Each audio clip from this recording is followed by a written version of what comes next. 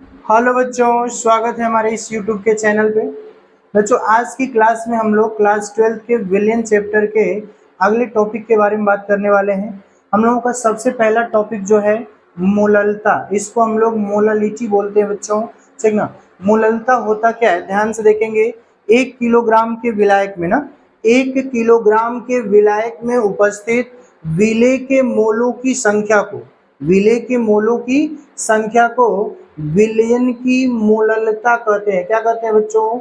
विलयन की मोललता। 1 किलोग्राम आपने कोई विलायक लिया और उसमें जो विलेय पदार्थ आप मिला रहे हैं, उस विलेय पदार्थ की मोल में जो संख्या होगी, इसमें मोल में जो संख्या होगी बच्चों, उसे हम लोग क्या कहते हैं? उसे हम लोग मोललता कहते हैं। क्या कहते हैं? मोललता, ठीक है।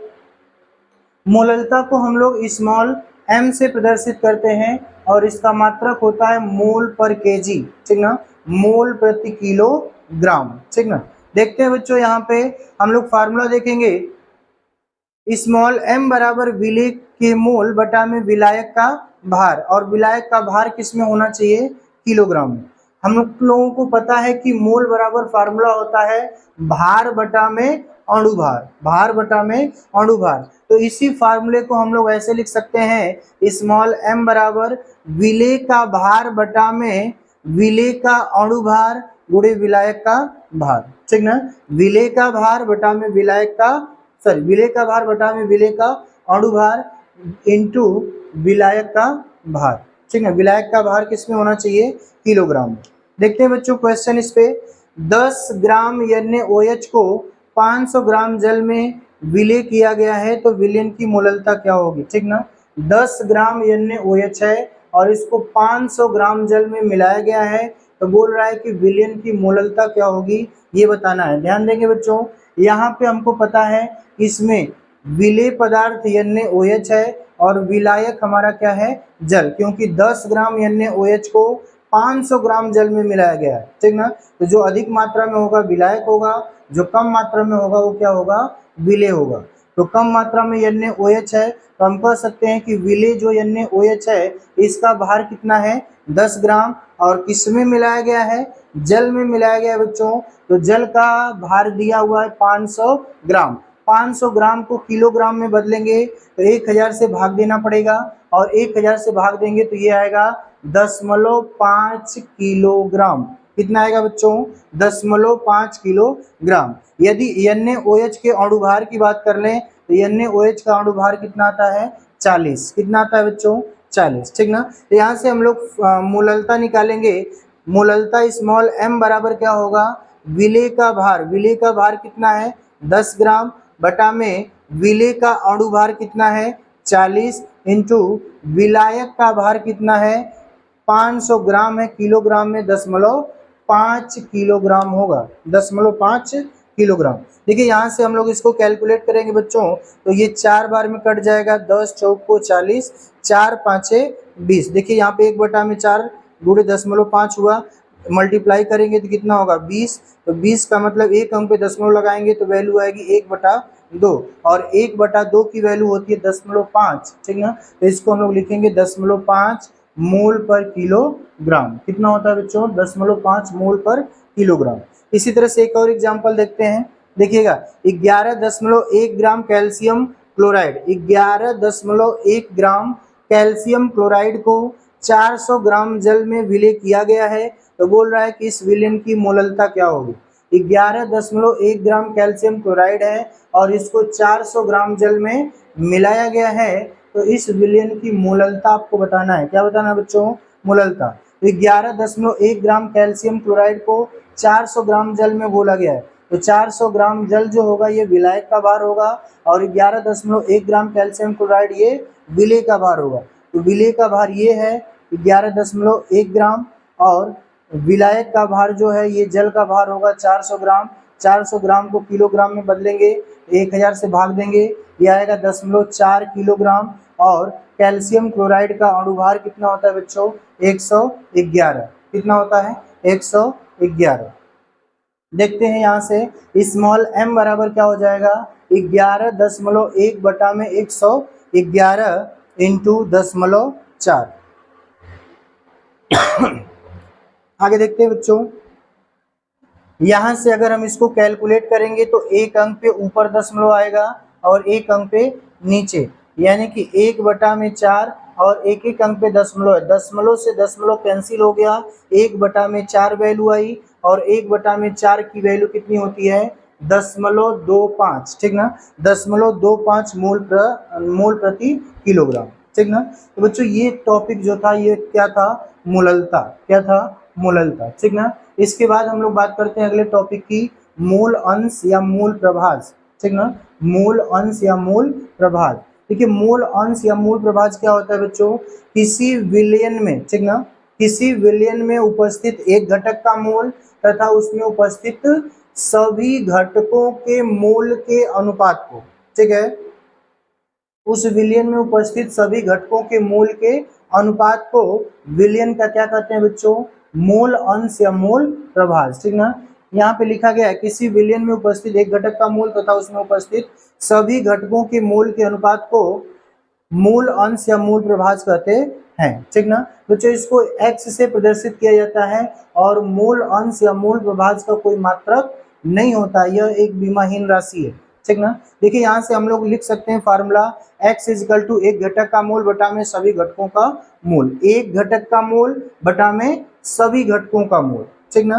तो जो यहाँ पे हम लोग देखते हैं,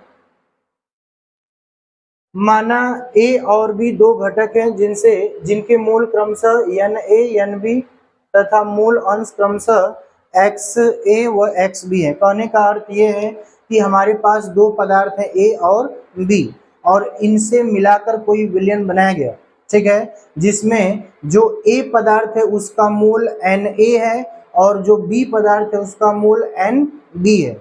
मूल प्रभाज की बात कर ले बच्चों, मूल अंश की बात कर ले तो a का जो मूल अंश होगा वो Xa है और b का जो मूल अंश होगा वो Xb है।